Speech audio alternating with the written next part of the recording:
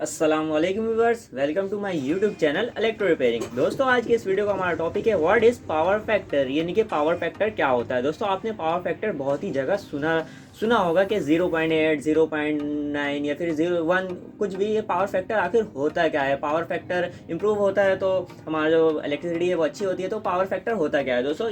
आज हम इस वीडियो में इसी बारे में बात करेंगे कि बेसिकली पावर फैक्टर होता क्या है। तो चलिए दोस्तों इस वीडियो को हम शुरू करते हैं। तो दोस्तों पावर फैक्टर को समझने से पहले आपको तीन बातों का पता होना ज़रूरी है, यानी कि तीन चीज़ों का पता होना ज़रूरी है। तो दोस्तों अगर आपको ये तीन चीज़ें मालूम है, आपको पावर फैक्टर बहुत ही आसानी से समझ आ जाएगा। तो दोस्तों वो तीन चीज़ें क्या है? सबसे पहले मेरे पास यहाँ पे वोल्टेज आ जाता है, यानी कि वोल्ट। उसके बाद मेरा यहाँ पे करंट। दोस्तों उसके बाद जो तीसरा चीज़ है वो है फ्रीक्वेंसी। दोस्तों सबसे पहले मैंने यहाँ पे वोल्ट, फिर करंट और फिर फ्रीक्वेंसी। दोस्तों वोल्ट क्या होता है, करंट क्या होता है और फ्रीक्वेंसी क्या होता है? दोस्तों वोल्टेज और करंट के बारे में मैंने पहले एक डिटेल वीडियो बना रखा है। तो दोस्तों अब फ्रीक्वेंसी क्या होता है? दोस्तों हम यहाँ पर पहले वोल्टेज और करंट के बारे में बात करते हैं। तो दोस्तों मान लीजिए मेरे पास यहाँ पर एक वायर मौजूद है। दोस्तों इस वायर के अंदर से मेरा यहाँ पे वोल्ट और करंट दोनों ही फ्लो हो रहा है।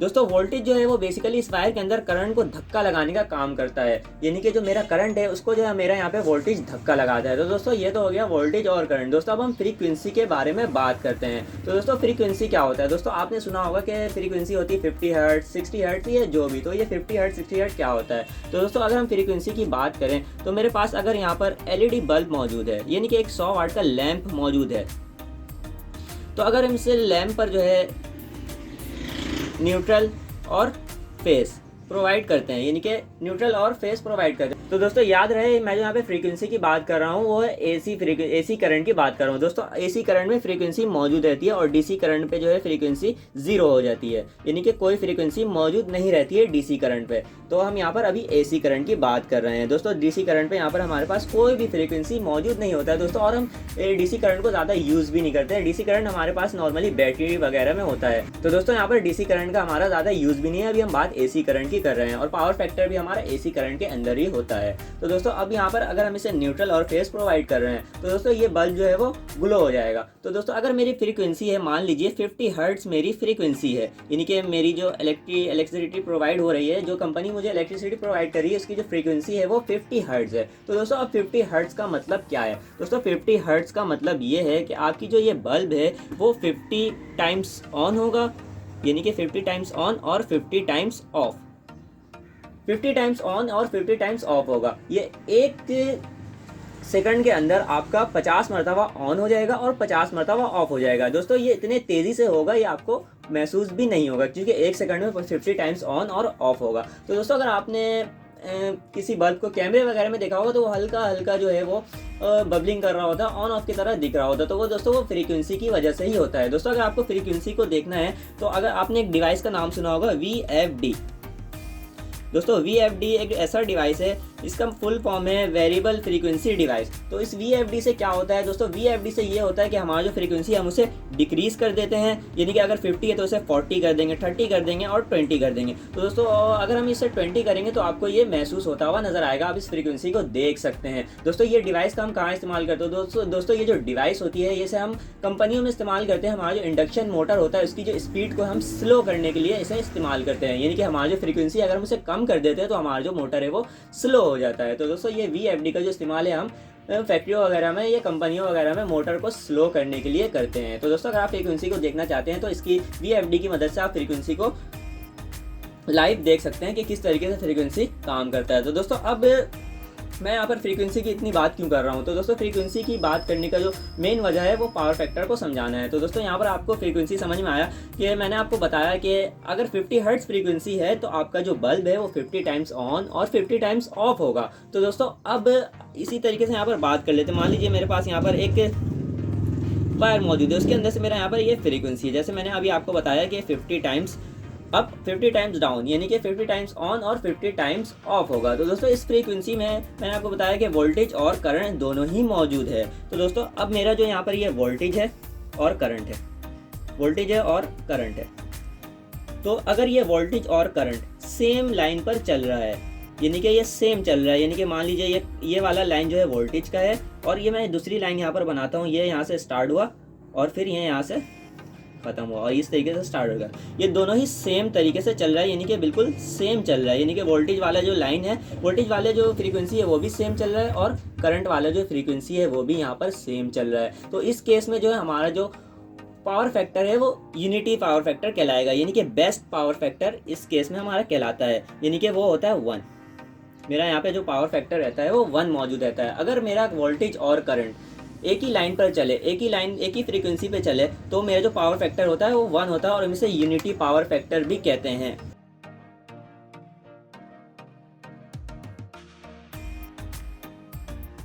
तो दोस्तों मेरा जो फ्रीक्वेंसी है वो अगर एक ही लाइन पर चले, यानी कि वोल्टेज वाला और करंट वाला जो फ्रीक्वेंसी है वो बिल्कुल सेम, बिल्कुल साथ साथ चले, तो मेरा जो पावर फैक्टर है वो बेस्ट पावर फैक्टर रहता है। वो बेस्ट पावर फैक्टर हम इसे यूनिटी पावर फैक्टर भी कहते हैं और वो 1 होता है। दोस्तों इसे यूनिटी हम क्यों कहते हैं? क्योंकि ये दोनों जो है वो आपस में इसकी यूनिटी रहती है, ये इत्तेफाक रहती है, इत्तेहाद रहती है, यानी कि ये दोनों लाइन जो वो साथ चलती है, तो इसलिए हम इसे यूनिटी पावर फैक्टर कहते हैं। और ये दोनों एक होकर चलती है, इसलिए ये 1 कहलाता है। तो दोस्तों अब ये पावर फैक्टर जो है वो बिगड़ती कैसे है, यानी कि ख़राब कैसे होती है? तो दोस्तों मान लीजिए मेरे पास ये एक और यहाँ पर लाइन मौजूद है, ये मेरा जो ये वाला वोल्टेज वाला लाइन है और मेरा साथ ही ये दूसरा लाइन भी है, ये मेरा यहाँ पर करंट वाला लाइन है और यहाँ पर ये मुख्तलिफ हो गया है, यानी कि यहाँ पर ये इससे बिगड़ गई है, इससे जुदा हो चुकी है, अलग हो चुकी है। तो इस केस पे मेरा जो पावर फैक्टर है वो ख़राब हो जाता है, हमारी जो करंट है वो ख़राब हो जाती है। तो दोस्तों जब करंट ख़राब होती है तो हमारा जो पावर फैक्टर है वो लो हो जाता है, कम हो जाता है। दोस्तों कम किस तरीके से होगा? 0.8, 0.9 या कुछ भी। तो अगर ये इसकी जो इत्तेफाक आपस में नहीं होगी, यानी कि ये अगर वोल्टेज वाला जो वेव है, यानी कि वोल्टेज वाला फ्रीक्वेंसी और करंट वाला फ्रीक्वेंसी दोनों अलग अलग चलेंगे, दोनों में अगर कोई डिफरेंस आ जाएगा तो हमारा पावर फैक्टर यहाँ पर बिगड़ जाता है। तो दोस्तों अगर ये दोनों फ्रीक्वेंसी साथ चले, यानी कि एक साथ चले, वोल्टेज और करंट वाली फ्रीक्वेंसी है साथ चले, तो हमारा पावर फैक्टर यहाँ पे बेस्ट रहता है, यूनिटी पावर फैक्टर रहता है, वो होता है 1। और पावर फैक्टर ख़राब कैसे होता है, कम कैसे होता है, डिक्रीज़ कैसे होता है? तो ये जो मेरा पावर फैक्टर है ये डिक्रीज़ इस तरीके से होता है कि मेरा वोल्टेज वाला लाइन और करंट वाला लाइन दोनों अलग अलग चले, यानी कि दोनों अपना जो है आपस में फासला तय कर लें, यानी कि दोनों के दरमियान फासला हो जाए। तो उस केस में मेरा जो पावर फैक्टर है वो बिगड़ जाता है, ख़राब हो जाता है। तो दोस्तों पावर फैक्टर जो है वो किन किन लोड के ऊपर सही रहता है और किन किन लोड के ऊपर पावर फैक्टर बिगड़ जाता है। तो दोस्तों चलिए अब हम देखते हैं कि किन लोड पर पावर फैक्टर बेस्ट रहता है और किन लोड पर पावर फैक्टर बिगड़ जाता है और हम किस तरीके से पावर फैक्टर को इम्प्रूव कर सकते हैं। तो दोस्तों पावर फैक्टर किन लोड के ऊपर बिगड़ता है, किन लोड के ऊपर बेस्ट रहता है और हम पावर फैक्टर को किस तरीके से इंप्रूव कर सकते हैं। तो दोस्तों इसका पता लगाने के लिए हमें 3 ये लोड्स के बारे में पता होना जरूरी है। जैसे कि मेरे पास यहाँ पर